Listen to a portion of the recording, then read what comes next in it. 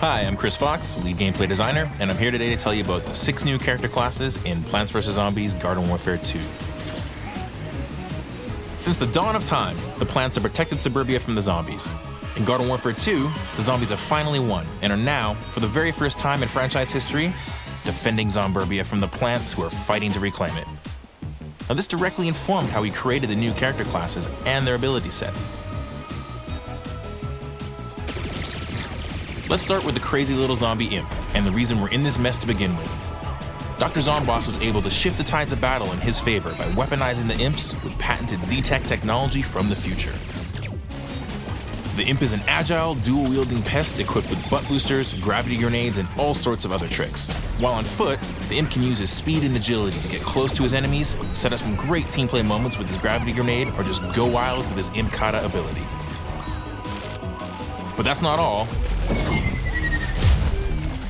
He can call in a Z-Mech Pow, who's a hulking robot complete with shoulder-mounted missiles, a robo-laser, and some feet made for stomping.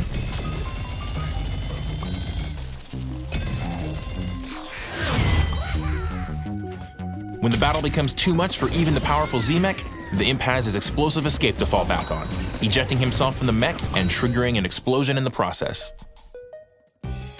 Next up is the imp's stylish nemesis, Citron.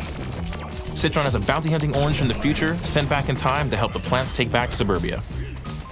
Being an orange, Citron can transform into a sphere and quickly roll from one area to the next. He can charge up and boost forward, dealing extra damage to zombies, or launch himself off the terrain. Paired with an energy shield for protection, he can not only defend allies when needed, but he can also hold his own against imps and their Z-Mechs. Designed as their direct nemesis, he rocks an EM Peach that's super effective against Z-Mechs, but can also stun other classes. Back on the zombie team, we have the flashy superhero, Super Brains. Zomboss engineered him as the punchy powerhouse and PR rep for Z-Tech, complete with exceptional hair and a charismatic smile. As the first zombie melee class in Garden Warfare, Super Brains causes mayhem up close with his heroic fists and turbo twister. He's no slouch at a distance either, as he can leap structures in a single bound, send plants flying with his heroic kick, and use a super ultra ball at range. His heroic fist laser is particularly noteworthy, as we actually transform his primary weapon from melee-focused to ranged based on whether you're holding down the left trigger. With this blend of melee power and ranged attack, Super Brains is a staple in breaking up the plant offensive. What better way to bolster the plants and counter the mighty Super Brains than a supremely powerful sorceress from the past? Meet Rose. Traveling forward in time, Rose has arrived to support the plant's offensive with her magical abilities, summoning teleporters and turrets and turning tanks like Super Brains into stinky old goats. On top of that, Rose has a very effective team play ability called the Time Snare, slowing down time for all unlucky zombies caught within and making them easy targets. Combining that with her Arcane Enigma, the ability to become pure damage-dealing energy, and her homing magic thistles, you have a powerful ally in the fight for Zomburbia. Now on to Captain Deadbeard, a crusty pirate from the past who was adrift for hundreds of years. As an expert at long-range combat, he's just what the zombies need to defend against the plant offensive.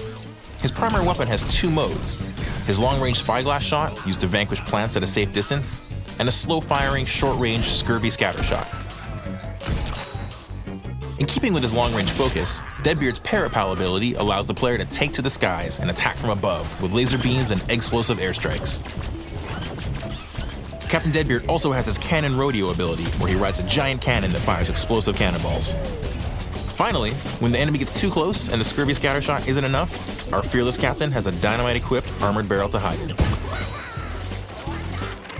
Last, we have the surly Colonel Korn, who wields dual cob busters and leads the plant offensive as the primary assault class.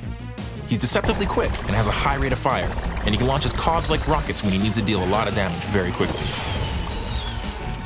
His Husk Cop ability propels him into the air, allowing him to fire corn cobs from above.